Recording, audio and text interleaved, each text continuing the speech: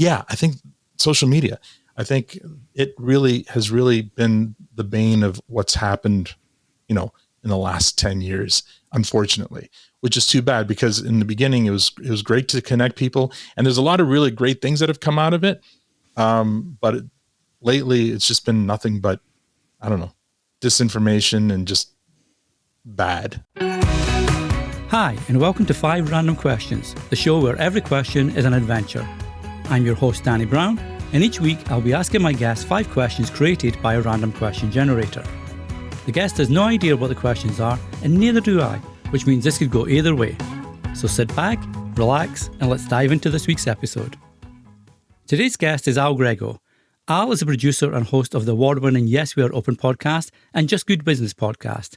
In his spare time, he also produces the Produce Stand podcast. Al has achieved the dream of turning one of his hobbies into his career. As Wayne from Letterkenny says, do what you love and you'll never work a day in your life. Outside work, his interests include podcasts, movies, and music, so a true creative. So Al, welcome to 5 Random Questions. Thank you so much, Danny. It's a pleasure to be here. It's a pleasure to have you, mate. And I feel for the non-Canadian listeners, Letterkenny. I mean, they may know, but if they don't, Letterkenny, what is this? Well, it's funny because I think if you're non-Canadian, you might know more than Canadians do because it's so Letterkenny is a Canadian sitcom based in rural Ontario. It's a creation of Jared Kiso, who's the star writer, showrunner of the show, and he's gone on now to produce a spinoff called Shoresy, and it all stemmed from these web shorts that he put out on YouTube years ago that got a lot of attention, and then.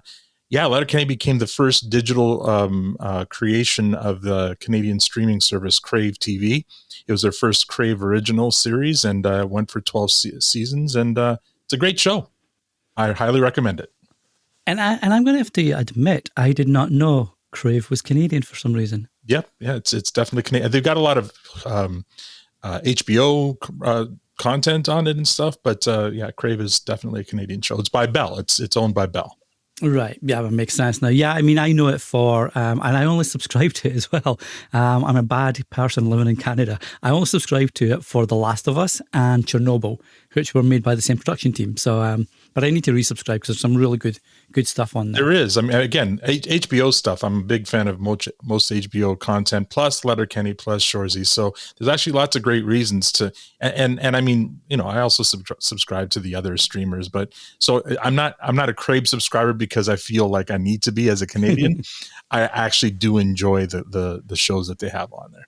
Yeah, and speaking of shows and speaking of like origin stories, so to speak, I had a guest on. I recorded with a guest earlier this week as we record. So we're recording this on December 10, and I recorded yesterday with someone you know very well, Mike Boone, or Toronto Mike. Oh, really? Toronto Mike was on. Yeah, amazing. Exactly. His episode will be dropping probably in about 2 or 3 weeks' time, from this recording. But he asked me to ask you, right? And I thought, okay, I shall do this. He asked me to ask you about your podcast origin story. Of course he did. Over to you. This is not the random questions. This is like Toronto Mike's question. Yeah, he knows that he keys in heavily on my origin story in podcasting. Yes.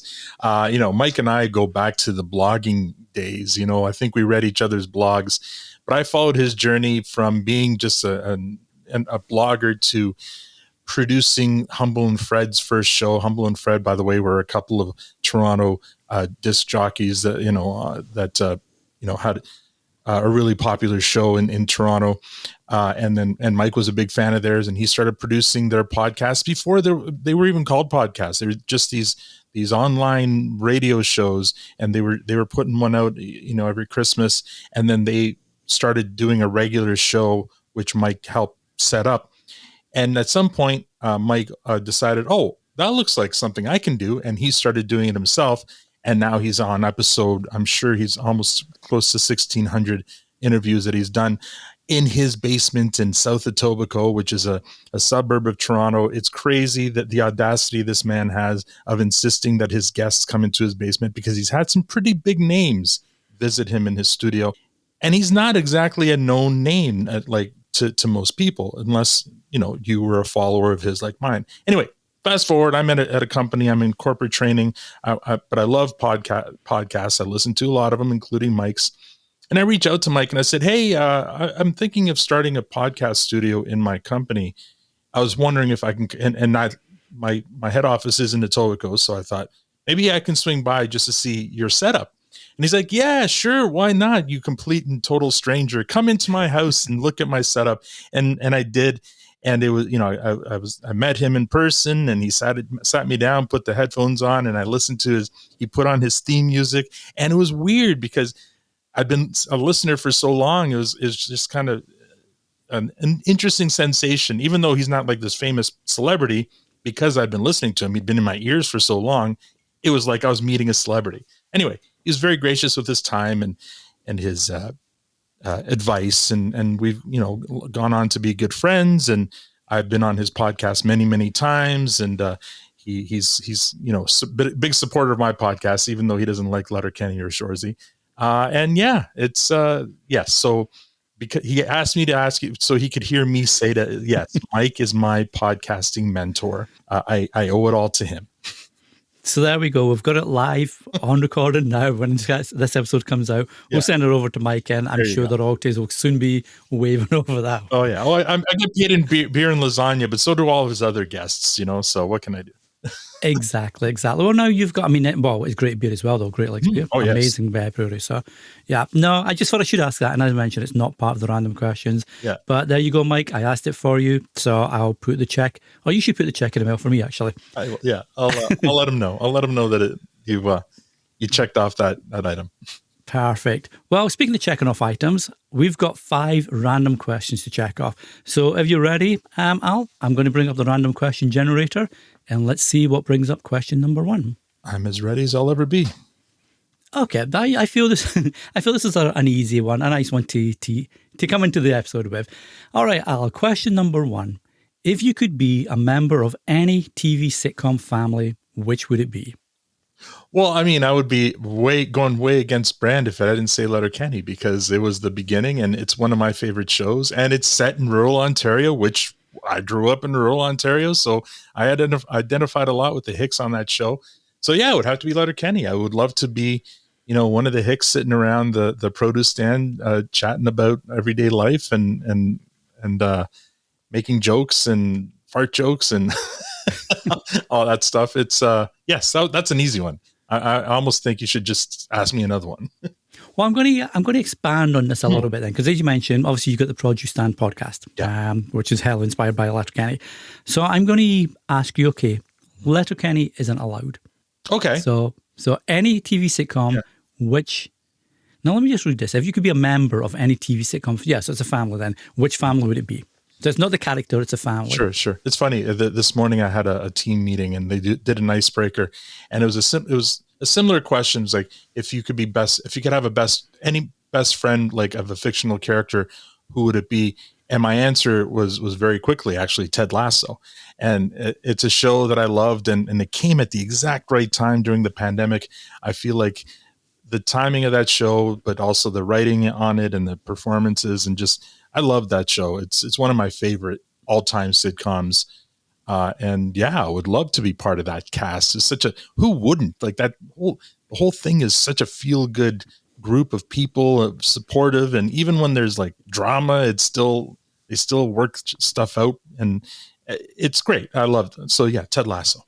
Well, I think the thing, and I love that choice. I absolutely adore that show. And my wife and I, we always saw before we started watching it, I think probably a lot of people did this, we saw that clip that was online, went viral about the dart scene. Right. And I think that gave you the perfect snippet of Ted Lasso and what it was all going to be about. But like you say, the cast, the writing, the production, everything just seems on point. And what I liked about it is it's also not afraid to take key characters and make you really dislike them as part of their journey. And then how Ted's actually affecting other characters like Roy Kent. He even says he hates himself for becoming Ted Lasso, essentially. Yeah. It's so uncynically genuine, right? Which I think the timing, like I said, the timing of it couldn't have been perfect, because we were all sitting, locked in our homes, reading the news, and nothing but bad news coming at us from left, right, and center. And it was just a lonely time for many people. And then you turn on this show, and it was a warm hug. It was a breath of fresh air. It was even, you would think that a show like that's that positive might have lacked any kind of drama or tension that would, make it just kind of fluff. And maybe the detractors would say that that's the case, but I don't know, for some reason, it was just the right amount for me. And it was just the timing was perfect. It's what I needed at the time, for sure. I do wonder, I feel it would still be as successful just because of the show it is. But I do wonder if it'd been made, let's say the pandemic had never happened, if it would have had the same impact because people weren't looking for that kind of release, that kind of positivity. It'd still be a success, but maybe, I don't know, it wouldn't have quite the impact. I think as a the world goes in cycles of cynicism and I feel like there's like this wave, like a cynicism followed by irony, followed by, back to being genuine again. You know what I mean? And it kind of goes in a circle. One begets the other, depending on what's happening at the time. And I think I'm wondering, because I feel like right now things are very cynical and very kind of,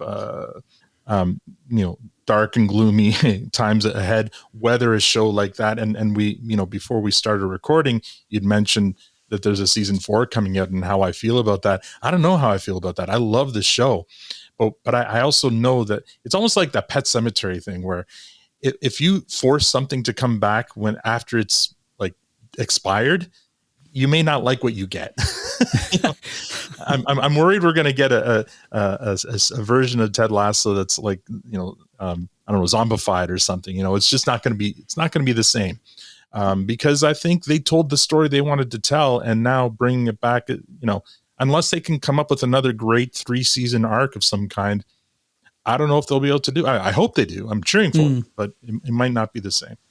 That was an interesting analogy there. I'm going to have that on my mind now. Pet Sematary, Stephen King, and Ted Lasso. So, and it's Jason Sudeikis, right? Yeah, it's Jason Sudeikis. Yeah. So, yeah. Well, hopefully, Jason, if you listen to this podcast, because I know you love listening to this podcast, and as your script writing, do not bring Pet Sematary vibes to season 4, but we're looking forward to it. Okay, well, I feel like that was a fairly gentle one to ease in, and they may all be gentle. Who knows? That's the beauty of this show. So let's take a look at what question number 2 is. Okay, maybe this follows on a little bit from the whole, psycho stuff that happens in the world. But question number 2, Al, would you rather live permanently in a roller coaster park or in a zoo? This one's pretty easy because I'm a bit of a chicken shit when it comes to rides. I don't do thrill rides, so it would be a waste to be at a coaster park. So I'd be at a zoo, and once you get nose blind from all the wonderful scents, I love animals, and I'd have a blast. I'd spend a lot of time with the penguins and the otters and the and the real fun, the monkeys and all that stuff. But yeah, for sure, in a zoo. Now, would that be like a zoo, kind of like the Toronto Zoo, or would it be more like the one that's out past Hamilton area? Oh, African Lion Safari? Yeah. Well, would it be an option there, or? Well, I mean, we love both. We like going, when I was a kid, we used to go to both once a year. I love the Lion Safari because it's more like you're driving through it and seeing them in their, well, not in their natural habitat, but, as living as naturally as they can in Southern Ontario. But I really enjoyed the Lion Safari, actually. Toronto Zoo is amazing. It's a really good zoo. It's a lot of walking and a lot of hills. So the lazy part of me would be like, no, yeah, I'll sit in my own. And I like taking my own car. Like safari, you have to do your own car. So you got to take a junker because animals have no respect for whether you have like a nice new car or not. In fact, the newer, shinier it is, the worse off you're going to be. But I prefer going in my own car than in the bus. But yeah, safari. I enjoy the safari. I can attest to Toronto Zoo, like the walking, as you mentioned. Before our daughter was born, my wife and I took our son. I think he was about 18 months, maybe 2-year-old at the time. We took him to the Toronto Zoo. This was maybe in August, and it started out a real nice warm day. So it's just us in T-shirts. He's in a little stroller, pushing him along. Then, the Canadian weather, 4 seasons in one day. completely changed. Yeah. It was sleet and everything. This poor little guy's shivering. Went to like go to the gift shop, get him a big old jacket and what have you to put on there. Yeah. Anywho, he caught the cold from that day, No. because of the weather. But as we were driving back from the zoo, we're tired and he's just singing Bruno Mars at the top of his head. I've no idea why, but anytime like the zoo word comes up, he'll say, "Hey, isn't that the Bruno Mars place?" Who knows? That's I weird. don't know where they get the connections from. No. I wonder if they were playing it on the loudspeakers somewhere in the zoo or something. And maybe It's possible. It's just, it was such a weird connection for that. But so you mentioned obviously you're the Lion Safari Park. I've never been, but so I'm guessing the animals just wander like freely, climb up like monkeys climb up in your car. Yeah, that's the fun part. Yeah, you can sit in the. I mean, they don't wander free. There's different habitats from the different parts of the world, right? South America and Africa and all, so on and so forth. So the animals don't all mingle because some of them can't, right? Some of them are predators and others are prey. So they do have them sectioned off, but you wouldn't know it as you drive from one section to another. It's just like a fence, and then you go into the next section. But there'll be people there making sure that a chimp isn't trying to hitch a ride into the next section on top of your car. But the fun part is, you can kind of sit there and the monkeys will jump onto your hood. Again, if you're going to take your own car, take a junker. I had a Dodge Neon, so I didn't care much about what happened to it. And they can sit there and you're face to face with them and they're sitting there staring at you, you're staring at them. Or, we've had lions walk right in front of our vehicle again, and you just see them, the majesty of them, how big and powerful they are. We've had, because in certain parts of the park, you can even have your window open a bit, right? So we've had a giraffe almost stick its head completely into our car. I feel like it's a little more interactive than your typical zoo. And so that's why I enjoy it. Plus, if you have kids, they've got a really great water park for afterwards and some interesting shows as well. A really cool birds of prey show. And anyway, and an elephant show, which, and actually one of my fondest memories, and it's not unfortunate because if they're getting rid of the elephants, because it's cruel to have them, in these enclosures. But when I was a kid, one of my fondest memories was in the picnic area at Lion Safari. They would bring the elephants out as we're having lunch, and they would have a tug of war. One elephant, and they would line up 50 to 100 people with a rope, and they would have a tug of war with the elephant, and the elephant would be trained enough to, take a few steps back, pretend it's losing. And then as soon as the trainer says, okay, they've had enough of that, the trainer will say go or whatever. And the elephant just starts walking forward, and all the picnickers, they fall forward, and you get to see how strong and how powerful these animals are. And then the elephants will go and bathe in the pond and stuff. It's just a much more interactive experience for sure. Yeah, I won't try to get the kids down to that. I mean, they're getting older now. They're 14 and 12. I don't know if they'd still enjoy it as much as maybe when they were 8 or 10 or something. They might enjoy it. So what my kids really enjoyed the last few times we go there is I'd have my daughter, who's 10, in my lap steering the car, because you're driving very, very slowly through these safari. So she just liked driving the car through the safari, and basically she has the wheel and was able to steer us through and stuff. So something for them to enjoy. I don't have a hand that can wheel the car over, but okay, I'll take your word for it. We'll see how that goes. Speaking of seeing how things goes, let's have a look and see what comes up with question number 3. Okay, Al, question number 3, and I'm looking forward to this one because obviously you're a very creative person in the media industry, so I'm curious to see about this one. Question number 3, if you were home on a rainy Sunday afternoon, what movie would you most want to see on television? Oh, wow. My favorite all-time movie is Grosse Pointe Blank with John Cusack. To me, it's a perfect film. It's funny. There's action, romantic, amazing soundtrack. Such a fun movie to watch. So that might be one. I've seen it a million times already. Another one that I, really enjoyed when I was younger was, like A Few Good Men. I loved that movie.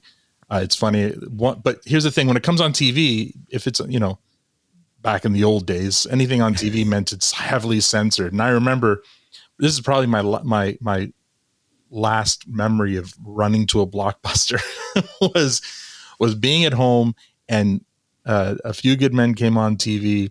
And as soon as that happened, I immediately stopped everything I was doing. I was young enough that I didn't have any kids to worry about. I was like, I had the time and I was going to watch it. But then all of the bleeping, all of the editing just annoyed me enough that I actually got up, got in my car, drove to the nearest Blockbuster, rented it, and brought it home and watched it because I didn't want to have to sit through all the dumb edits that they had to do back in the day for it to be on regular TV. Now you don't have to worry about that with streaming.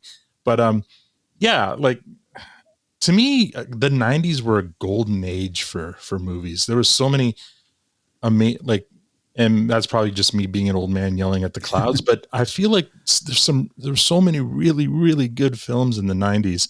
Even, during the pandemic, that's all I did was I went back. You're looking for something, it's like comfort food, but in this case it was comfort watching. And I went back and I watched all those old movies because I needed something to keep me sane. But those were two of the big ones. That one, obviously Shawshank, that's an epic one. If you have 3 hours to kill to watch that one as well. It's funny. I was watching, and I tend to disappear into YouTube rabbit holes. I would start watching one video, but then YouTube being YouTube, obviously they put all these great recommendations in front of you and off you go. But I like looking at the comments on videos I really like, and there was one that tied to your point there about the 90s being an amazing time for movies, and they mentioned 94 specifically and like rattled off about 20 movies that came out in 94, and every single one was essentially a bona fide classic. And you thought, holy crap, what was going on that year? I mean, there was, because a lot of big filmmakers came out of the 90s, right? Your Tarantinos, your Spike Lees, there's a lot of big names that started and who were heavily influenced by the big filmmakers from the 70s, right? I feel like there's also a cycle there where it's like every 20 to 30 years, you kind of get just like in music cycles through every about 30 years in terms of styles. Movies, I feel like, do the same thing.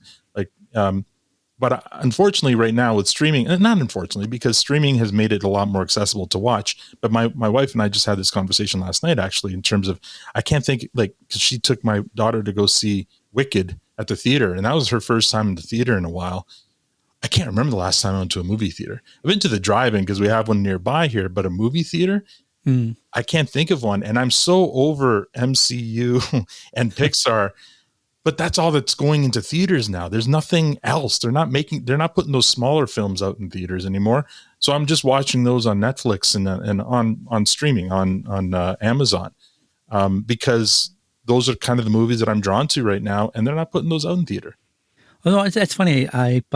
There's a Reddit group, like a movie group or subreddit, I should say, on Reddit, and they talk about that, where it's everybody's complaining, well, people don't go to the movie theaters anymore, so now movies aren't getting made for the audience.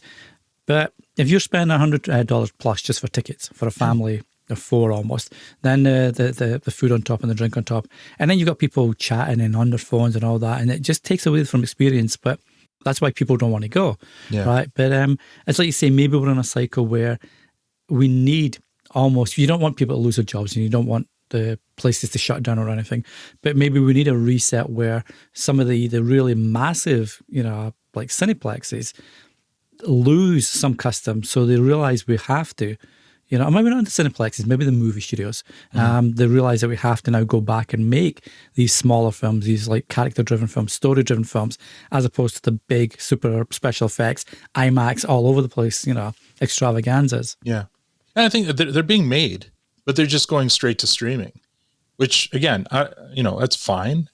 But it does nothing for the movie theater industry, unfortunately, which is too bad, because I loved that experience of going to a movie theater. But again, there's just nothing that's drawing me there right now.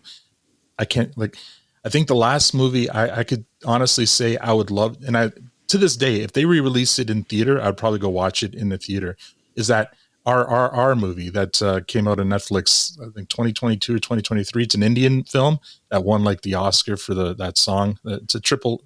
The name of the movie is just 3 R's.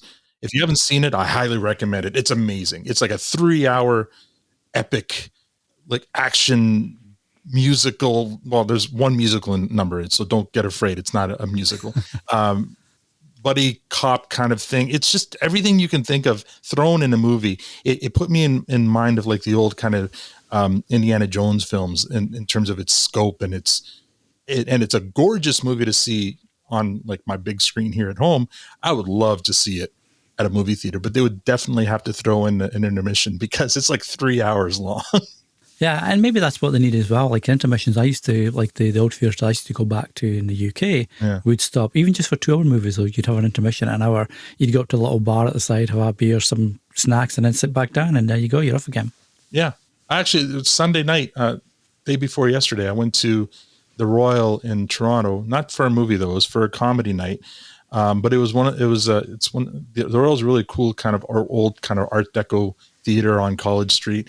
And they had an intermission between acts. Like they did a first half and then the second half with the headliner, and you could get up and go get a drink or use the bathroom before. It's perfect for, I guess, middle-aged people who are there.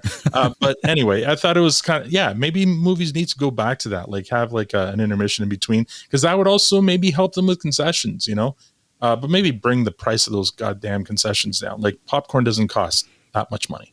No, exactly. It's like going to the TFC game or one of the sports MLSE games and you're paying $15 for a can of beer and like $20 for a little horrible frozen burger. Yeah, it's bad. Not fun. What if I told you there's a podcast dedicated to introducing you to your next favourite show? Feed the Queue does just that. It's the ultimate podcast discovery podcast. Each episode features a podcast you might not have heard of, so you'll never have to worry about finding the next thing to listen to. The team from Tink Media, an award-winning podcast marketing company, keeps your queue fed, and every time they introduce a new episode, you can't help getting intrigued by their excitement. They're constantly listening to what's out there, so you know you're getting recommendations from people who love audio. It's a podcast lover's paradise. Follow Feed the Queue on your favourite listening app, and your queue will never go hungry again.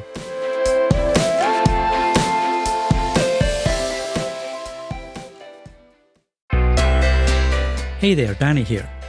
This podcast will forever be free to listen to, but if you enjoy 5 Random Questions and get value from the show and want to support it, you can do that with a donation of your choosing over at 5randomquestions.com/support. And thanks so much for supporting the show. Now, back to this week's episode.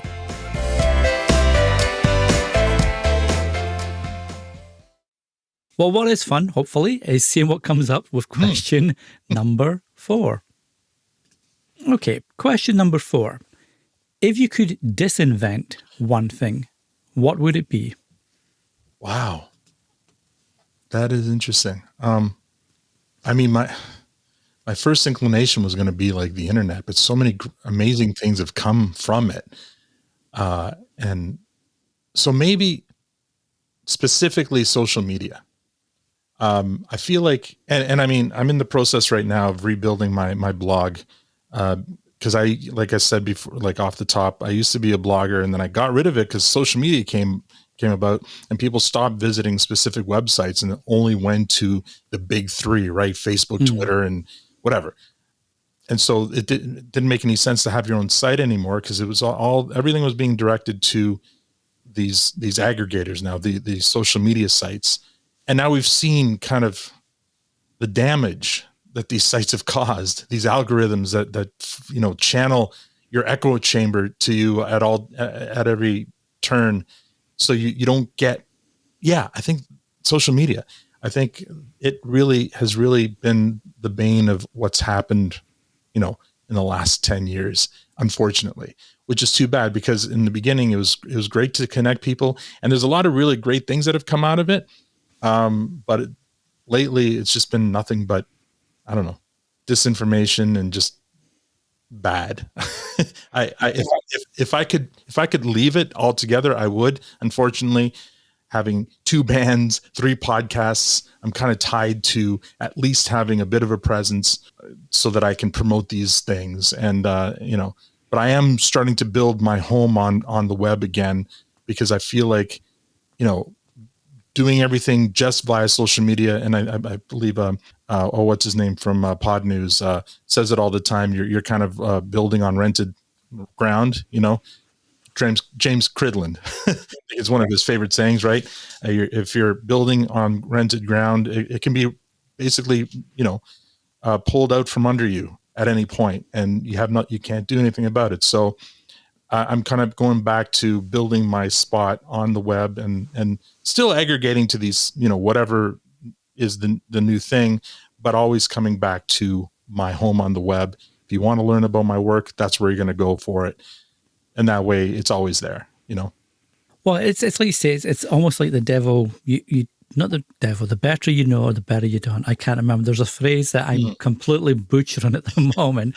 But yeah, I remember. I mean, I've been on social media probably like you, mate, because we're very similar in age. Yeah. I'm a little bit older than you, so I'll put that out there for the listeners just to make sure you're not the old person on the chat. But yeah, I remember being like a user of Twitter back in 2008. 2009 when it's all new, and it was amazing because Twitter was the place that you went to when it broke the plane that landed in the Hudson River in New York, and you had like the Arab Spring, like the information getting spread about the Arab Spring and how to, what was coming out of there. There was amazing stuff, and you don't get that now, know.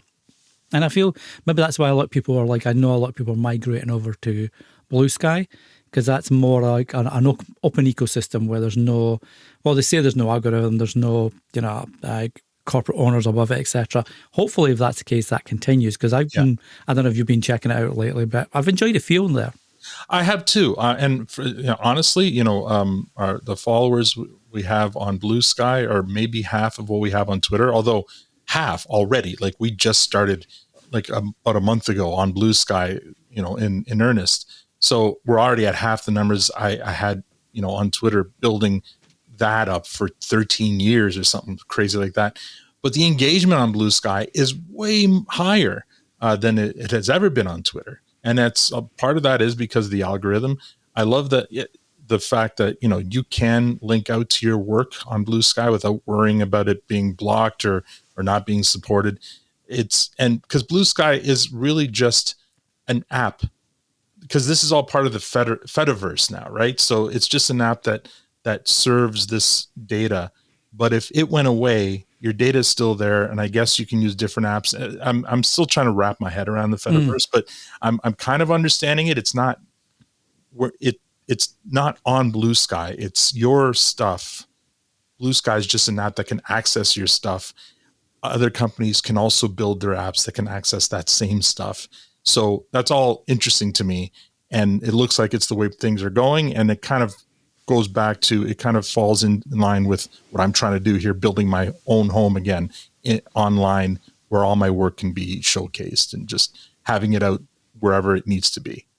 Well, I think that ties back. You mentioned you're like rebuilding your own site and your own property and getting that back up and running properly. And that's what I like about Blue Sky is, to verify, you don't pay an $8 a month to be verified with a blue checkbox or whatever. You just upload a text file to your domain register, and that's you. You're done. You're verified. But now you can take that no matter where you go. So if Blue Sky goes away and there's another one you want to take it to, you take your community with you, right? You don't lose and start again, etc. So I think that's pretty awesome. And like you say, the engagement's really good because there's no algorithm. It just feels fun and conversational again. Yeah, it feels like Twitter about 10 years ago, and who knows? I mean, it could again change, but again, I'm this time around, I'm not putting all my eggs in the one basket, but I'm enjoying the ride, and it's been great so far. And the cool thing about Blue Sky, and you've created a really cool one, is a starter pack. You can create starter packs, so your recommendations of people that you want to follow, and you've got a great one for Canadian podcasters, which is awesome. So that's another great thing. If you've not tried out Blue Sky, I highly recommend it. And as Al's done, create a starter pack and share that, recommend that. It's a great way to put people you like and trust and respect in front of other people, which is a great way to give them back for the content and stuff they've given you. Yeah, you can build starter packs, but also your own feeds. I've built a feed as well for my podcast Blue Sky with their produce stand, where it's all just Letterkenny and Shoresy content. So basically, you're essentially creating your own algorithm, but you're in control of that algorithm. You're in control of that feed, however you want to do it. And you can create as many feeds as you want and share them out, and everyone can use them, or you can just create them for yourself. It's just right now, it's very democratic. It's very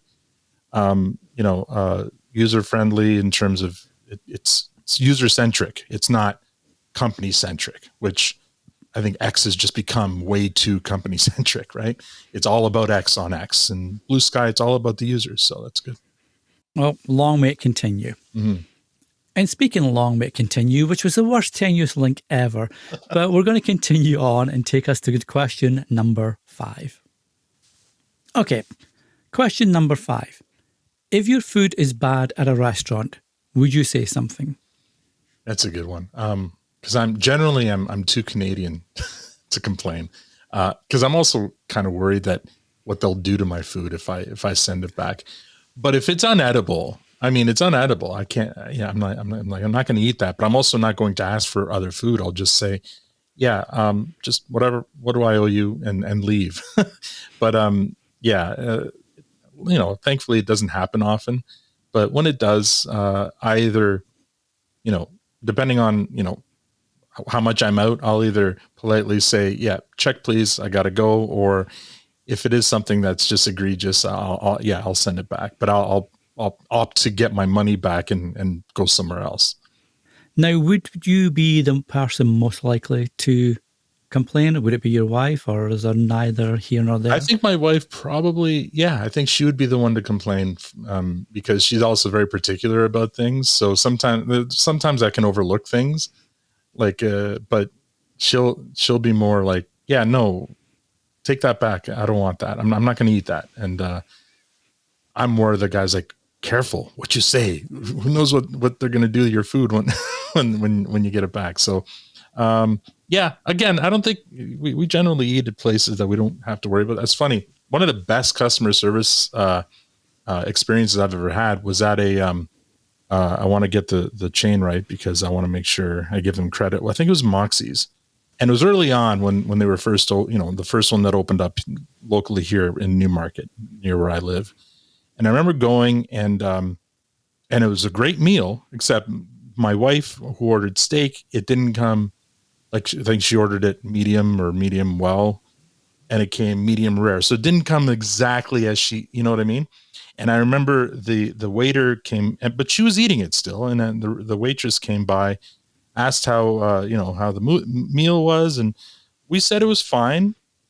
But my wife kind of hesitated before saying that, and literally 5 minutes later, we had a manager at our table apologizing and offering a comped meal to my wife because it wasn't exactly how.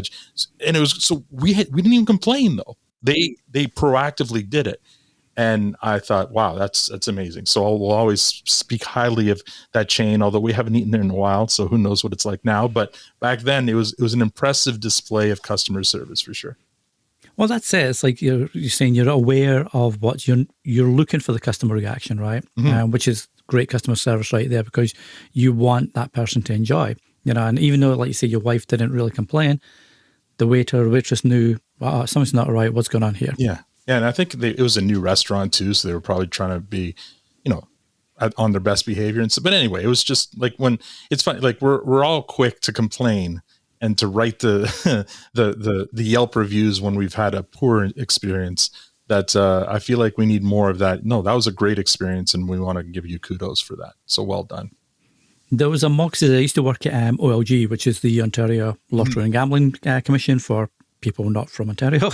Yeah. It's basically the legalized government-owned or government-run gambling lottery organisation, and that was up in North York, and on not York Street, the one that goes parallel to Yorkshire. I can never remember what it's called.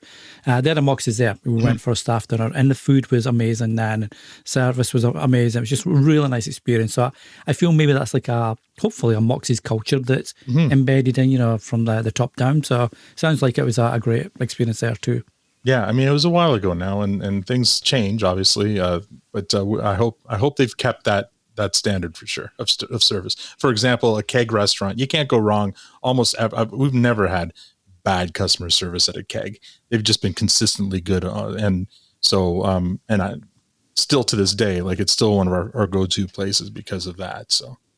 Well, that's what I like to hear. You always want to hear, the feel-good stories as opposed to, like, say, it can be negative, and that's why we want to get rid of social media as well and disavent that. Just tying it all together there. Mm-hmm. So, we've reached the end of the 5 random questions for you, as is the customary, permission, and that's the wrong word. I've put you on the spot for the last 30, 35 minutes or so. It's only fair that you get to ask your own question. So I'm going to pass over the question and baton to you, good sir. I should have kept my question that I asked you before we recorded to now. Like, I mean, knowing where you live and in relation to where I live, how does a Scot, get along in Muskoka? I mean, that must be different weather for you. It is. It's really like, I love the winter anyway. Growing up in Scotland, I was never in like the little rural areas of Scotland. I grew up in Edinburgh, so it's a big city, obviously. Right. But we used to get big winters when I was a kid. So I always loved the winters. I love the snow. Well, it's a big winter in Scotland. Forgive my ignorance. Do you get No, for snow? Sure. Well, when I was a kid, it's probably different now, but when I was a kid, a big winter in Scotland would be snow from December through to mid-February. Okay. And snowbanks that were probably, as a 10-year-old, they were up to my shoulder. So I don't know what that is, 3 foot maybe, 4? Yeah. So that's a good amount of snow. Yeah. It is a good chunk of snow. So I moving to Canada, the first time I came to Canada was in December 2006. I arrived in wintertime, totally unprepared, thinking I knew what Scottish winters were like. I'll be fine. We're good. Yeah. Totally unprepared. I quickly bought Took's big parka jackets, snow boots, and the works. Yeah. But Muskoka, it's very different. Last year was really mild, though. We got very little snow, mild winter. I feel that was the same pretty much all over Canada. This year's a lot different. So I like the snow. I don't like the cold. Sure. If it's below -10, that's not good for me. I have like, I'm old, I get achy joints and stiffness and stuff. And I'm the one that does all the shoveling and the snowballing. Sure. And I got to get the kids out of that. So yeah, I like it. And I'll put up with horrible weather to get nice summers and, just sit in the backyard and you don't hear any planes or cars or anything. It's a trade-off, right? Yeah, growing up in a big city like Edinburgh, yes, Muskoka is the complete opposite there, right? It's very quiet. Yeah, well, and that's it. And like we were speaking beforehand in the green room, I used to live in Burlington, which is a little shy of Toronto, a little west of Toronto, and that's another big city. That's about, I don't know what's now, 250,000 people I think live there. That's about. Whereas where we live now, we've got 800 families. I don't know what that equates to. Let's take the average family as 4 people. Yeah. 3,000 people. So that's a big drop. Yeah. Yeah. Growing up in kind of a rural Ontario for myself, I think it would be too quiet for me. I'm attracted to the city. I don't know if I'd want to live there because I like, where I live. I like kind of driving out of the city, but I do love visiting the city. So I feel like going even further than where I am right now would be a non-starter for me anyway. Well, and I think Newmarket, it's that good middle ground, right? Between rural and big, like metropolis cities like Toronto and, I guess Ottawa on the same kind of front, etc. And Newmarket, obviously you've got Newmarket or Market Brewery there. Is it Market Brewery? Yes, Market Brewing, that's right. They're I've been there many, many times. My band's played there a few times too. It's a cool spot. My hometown's Bradford though, so it's just north of, so I haven't gone very far from where I was born and raised. But this is my area. This is my world, I guess. Well, speaking of your world, and thank you for that question, mate, I appreciate it. Speaking of your world, for people that want to hear one of the 3 podcasts that you do, or check out some of the production work that you offer, come to see your band if they're in the area, or even maybe stream your band's music elsewhere, where's the best place to connect with you? I'm going to assume it's your home site where you were talking about, and check everything out. Before, a year ago, if you had asked me this question, I would have had to given you like a Linktree site or whatever with all my different links. But now it's so easy. It's my name, allangrego.com, ALLANGREGO.com. That's where I have all my work, all my podcasts, all my musings and stuff in my head. I'll spew it out onto it's a blog. I know people like there's now fancy names for them like Substacks and and newsletters. It's a blog. They're all blogs. Some of them get mailed out, but they're all online. And that's what it is. We're back to that again. I feel like that cycle's coming around again, and people are realizing I need a home online. So I'm rebuilding that. I wish I hadn't gotten rid of my old one, but here's where I am now. But yes, allangrego.com. You can find any of my work there. Perfect. And as always, I will leave links to that in the show notes. So if you're listening on your favorite podcast app or listen online at the show website, be sure to check out the show notes, and that will link straight through to the website. You can find all the cool stuff that I was doing. So again, thank you for appearing today on 5 Random Questions. Thank you, Danny. Thanks for listening to 5 Random Questions. If you enjoyed this week's episode, be sure to follow for free on the app you're currently listening on or online at 5randomquestions.com. And if you feel like leaving a review, well, that would make me happier than finally putting aside my dislike of the community platform Discord at the invitation of today's guest, no less. Because of that, I have joined a fantastic community of Canadian podcasters. Just don't tell Al I said that. But seriously, if you want to leave a review, it would make my day. Until next time, keep asking those questions.